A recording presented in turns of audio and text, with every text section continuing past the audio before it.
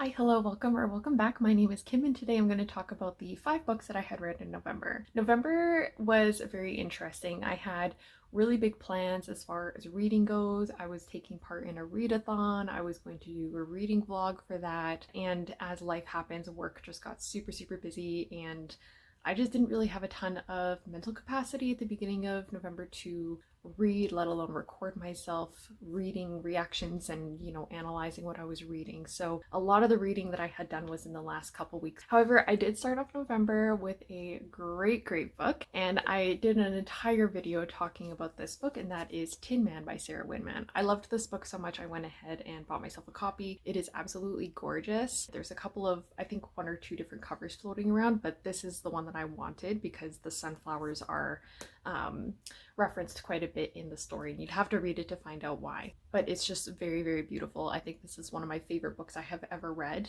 I did an entire video talking about it, so do go watch that if you'd like to know my in-depth thoughts on it. But for now, I'll put this back on my shelf where it belongs. After I had read Tin Man, I then read The Missing Years by Lexie Elliot. This was a semi-DNFs and a whopping 1.75 stars. Essentially, in this one, we meet Ailsa, and she has inherited half of a Scottish manor, and the other half is owned by her missing father. And weird things kind of happen on this property, like people will come at night, animals don't really want to go anywhere near the property, a lot of weird unexplained things happen. So already based on that, I was really interested in it because I was like, okay, I'm in the mood for something atmospheric and a potential haunted house situation. But from the very beginning of the book, I had such difficulty getting into the writing style. It continuously just felt at arm's length to me, and I really just had so much difficulty getting immersed into the story and adapting to the writing style, which really should have been my first sign just to DNF this at 100 pages.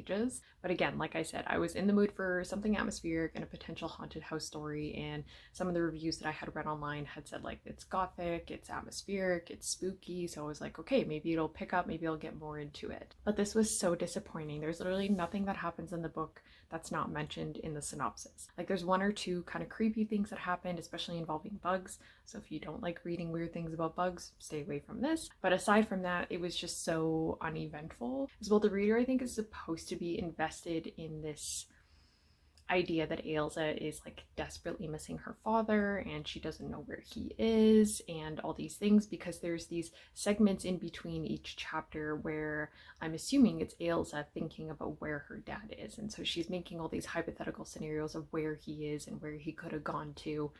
Maybe he started a new family, maybe he's beach bumming it somewhere, she's coming up with all these scenarios, which I think was supposed to kind of sell the reader on this idea that Ailsa is just constantly thinking about her dad and desperately misses him, doesn't know what happened to him, and it's just kind of been left this hole in her life ever since then. But it really didn't do much for me. It didn't really do a lot for the story or Ailsa's complexity as a character. And not only did the writing feel at arm's length quite a bit, but the characters did too. Ailsa, I never really fully got to know her very well. I never really understood her actions were something she did or didn't think of in the end of the book, where I was kind of it just didn't make sense to me what she was or wasn't doing. She just never really felt fully realized or fleshed out, unfortunately. And this book is almost 400 pages, and it dragged along so much. It felt so long. I got to a point where I had about 80 to 100 pages left, and I just skimmed the last bit. I was like, this is just dragging on. There's so much useless information being presented to me. I just skimmed the last bit to figure out what was going on. The twist was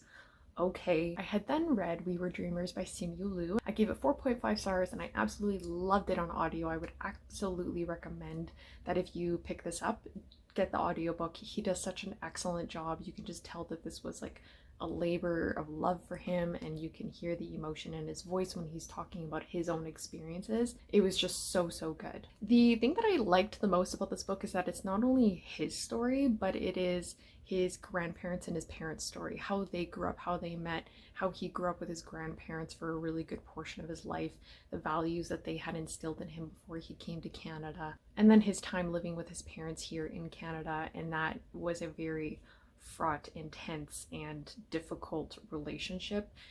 Very unsupportive in a lot of ways. And that was really difficult to read because he does recount different types of abuse that they subject him to. So I would caution readers out there, if you get triggered by specific things, do look more into that because he does detail it. And so when I was reading it and listening to it, I was like, oh my goodness, like you could just tell that this is like a labor of love for him. But not only that, it very quickly morphed into like, this must be incredibly difficult for him to recount. These are not easy years of his teenage life and younger life when he was here in Canada, in large part because of how his parents had treated him. And I had kind of hoped that his parental relationship would be more of an emphasis near the end of the book. Like I was kind of hoping we'd get a little more well-rounded understanding of how that developed as he got older, because a lot of the second half of the book is him pursuing his acting career and what that looked like for him, where he kind of started, and eventually how he got on Kim's Convenience, which is an awesome show. But I was really hoping to get more of his relationship with his parents by that point, because eventually they kind of come around to him being an actor and are very supportive of him. But how did that come to be? Because they had such a difficult and fraught relationship, which was described in depth in a good portion of the beginning of the book. And how did we get from that to them being really supportive? I just wished we kind of got more explanation as to how that happened. I was a fan of Simu before I even read his book, and just generally he just seems very interpersonal, has a really great personality as well. And this really just kind of solidified it for me. Not only is he really funny, but he's also quite humble as well. I then read You Again by Kate Goldbeck, and I gave this 4.25 stars. I absolutely loved this so much. This is a debut by Goldbeck, and I think if she continues to put out romances that are of the same quality to me, I think she's going to be right up there with like Abby Jimenez and Christina Lauren for myself. I will say, when I picked up this book, I had not watched the movie When Harry Met Sally, so that reference meant absolutely nothing to me. However, after I read it, I did watch the movie with my partner, and we both really enjoyed it, and it just made me appreciate the book so much more. And it's not like a exact retelling of When Harry Met Sally, but as it's described, it's a modern retelling of the movie. And I found that it was a perfect mix of like honoring the movie, or like an homage, I think is the proper word, to the movie. Like there were specific scenes and pivotal points in the movie that kind of matched pivotal points in the book a little bit. I thought it was like a perfect kind of blend of the two, and a nod to the movie. So within this one, we follow Ari and Josh. Ari is a commitment phobe. She's trying to pursue a career in stand-up comedy. She's a one-night stand kind of girly. She does not wake up in the same bed with the person that she went to bed with. And then we have Josh, who is the opposite of that. He's looking for the one, and he's in the cutthroat New York culinary industry. These two meet each other right off the bat in the first chapter when they find out that they're both sleeping with the same woman. And then there afterwards, they kind of keep encountering each other, which further emphasizes their absolute disdain for one another. But then they do meet each other. I think it's like, I don't even know how much time has passed, but they've been through the ringer in their own personal lives, and they're both just like in the dumps of their lives. Like they have failed careers, failed relationships, like very much not in a good place when they meet each other again. And so they really be that support system for one another, and kind of develop this friendship with each other that's really supportive and very much there for one another. They're continuously talking with each other, watching movies, and doing all these things. I very much appreciate romances where we hear from both love interests. I just think it feels so much more fleshed out, and my investment and buy-in into the relationship is that much higher. And so both of Ari and Josh felt really fleshed out. They both felt very individual, and both characters feeling really fleshed out. Like all their actions made sense to me. Like I felt like you really get to know Josh and Ari by the end of the book. Things make sense. What the things that they say and the things that they do, just it aligns with what we've been told about them so far. Josh on the cover, tall, dark, broody, like handsome. That's exactly how he is throughout the entire book. And so I was like, oh, this is such an accurate like cover depiction of him as a character. As far as the romance goes between the two of them, I loved it. I love it when I read a romance and they're kind of just like total opposite from each other, but they make it work. And the banter and the tension, my goodness, when these two finally got together, oh my god, I have never read a romance where I was like feeling giddy and like turning red. I'm pretty sure I'm even turning red right now, but I was like like I absolutely loved it. I loved when they got together. I loved how they got together. There was a scene with a like text exchange on a subway. My goodness. Anyways, I don't want to say anything else, otherwise I'm going to just turn the same color of like a tomato, but it was great. The spicy scenes were really well done as well. I really liked I was rooting for them to be together.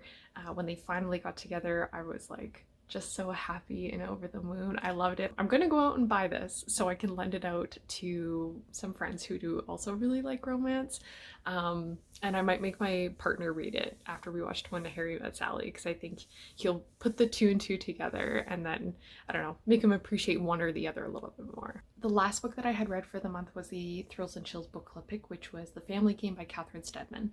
I had really high hopes for this book because of the synopsis. So essentially we follow Harriet, and she is marrying into Edward's family, and Edward's family is like uber rich, like they have a lot of influence, and when she meets his family, his dad gives her a tape recording and she listens to it, and turns out it's like a confession. That's one thing. But then the other thing is that this family really likes to do kind of twisted family games that nobody really seems to actually enjoy doing. Like they're kind of messed up in a way.